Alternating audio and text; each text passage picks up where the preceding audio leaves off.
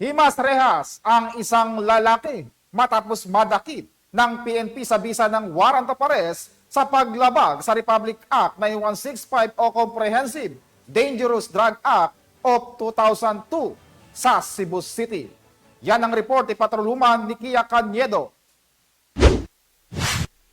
Arestado ng Cebu City PNP ang lalaking may kasong paglabag sa RA 9165 sa Sitio Ponce 2, Barangay Carieta, Cebu City.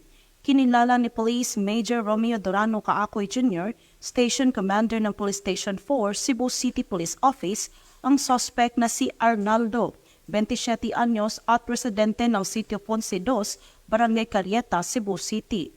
Banda alas 7:30 ng gabi nang maaresto ng kapulisan ang suspect sa bisa ng warrant of arrest para sa kasong paglabag sa Section 5, Article 2 ng Republic Act 9165 o Comprehensive Dangerous Drugs Act of 2002 na inisyo ni Honorable Merlo Pasco Bagano, presiding judge ng RTC 7, Branch 14, Cebu City na walang rekomendadong piyansa.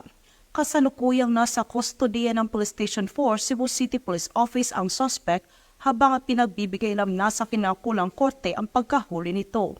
Ang nasabing suspensado ay nahuli dahil sa report ng ating mga concerned citizen sa kanyang illegal na gawain. Siya po ngayon ay nakakulong na at sa ating himpilan po ang kapulisan sa Pangulo Police Station habang hinahanda na yung kaso laban sa kanya.